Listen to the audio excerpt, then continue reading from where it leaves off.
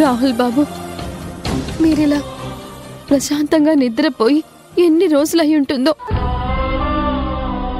ఆ పోలీస్ స్టేషన్లో మీరు ఒక్క క్షణం కూడా నిద్రపోయి ఉండరని నాకు తెలుసు.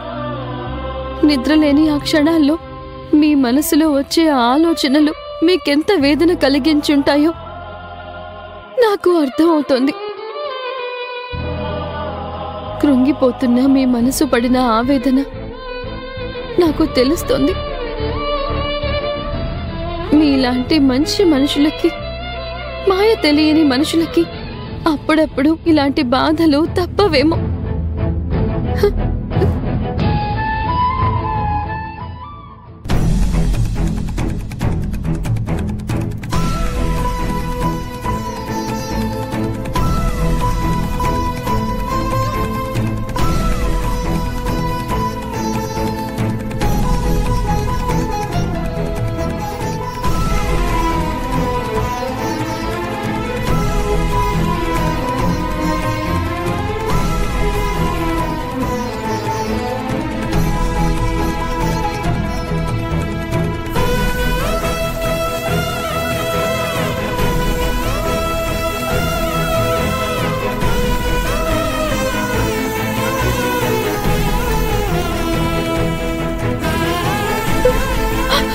అయ్యో రాహుల్ బాబు,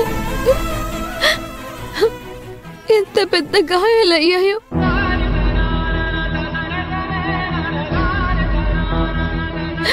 పాపం, ఆ గాయాలు ఎలా తట్టుకోగలుగుతున్నారు రాహుల్ బాబు? అంతంత గాయాలయ్యేలా మిమ్మల్ని హింసించాలా వాళ్ళు? చూస్తుంటేనే తట్టుకోలేకపోతున్నానే. అంత బాధ ఎలా తట్టుకోగలుగుతున్నారు రాహుల్ బాబు? మీరు ఎలా తట్టుకోగలుగుతున్నారు?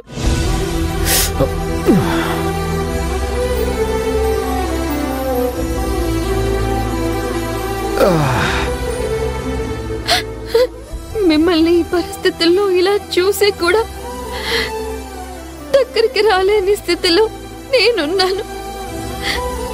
మీ గాయాలకి మందు పూసే భాగ్యం కూడా నాకు లేకుండా పోయింది రాహుల్ బాబు.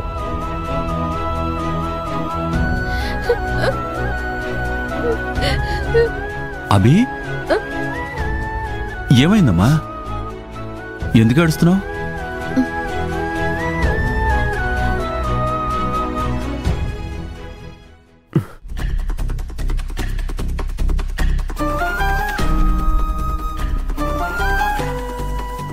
ఇలాంటి పరిస్థితి ఏ భార్యకు కూడా రాకూడదమ్మా.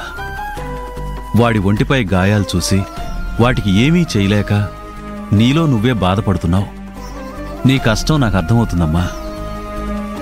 ఏమీ చేయలేని పరిస్థితి నాది కూడా. నిన్ను చూసి జాలిపడ్డం తప్ప ఇంకేం చేయలేనమ్మా. మీరు నా కోసం ఒక పని చేయగలరా మావయ్య గారు? చేస్తానమ్మా. నీ బాధ తీరడానికి నేనేమైనా చేస్తాను. చెప్పు, ఏం చేయాలి? మావయ్య గారు, ఇప్పుడు మీరు ఏం చేయాలంటే,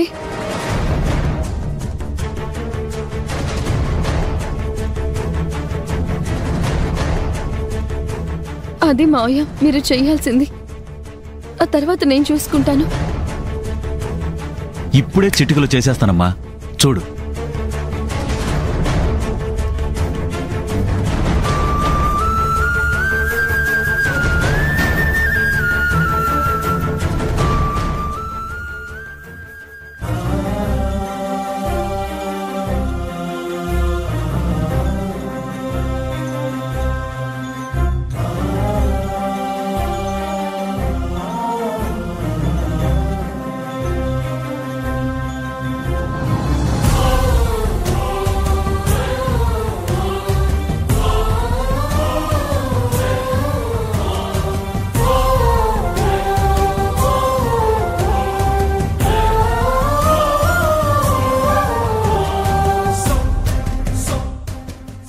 రాహుల్,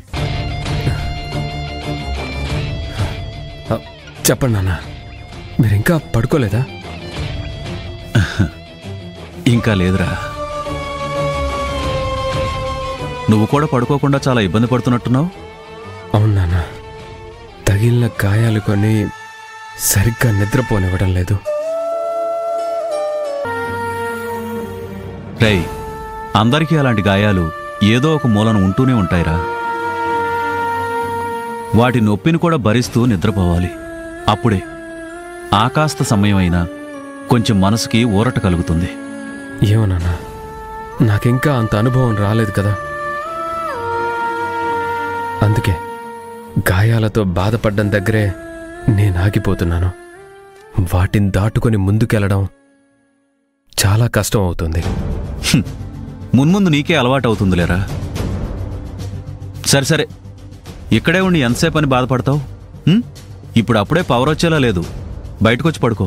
పర్వాలేదులే నాన్న, ఇక్కడ కంఫర్టబుల్గానే ఉంది. రేయ్, కంఫర్ట్గా ఉంది అనే భ్రమలో నువ్వు ఉన్నావు. గాలి కూడా లేకుండా ఎంతసేపు కంఫర్టబుల్గా పడుకోగలం? బయటికి రా, మంచి గాలేస్తుంది, హాయిగా నిద్రపడుతుంది. సరే నాన్న, పద.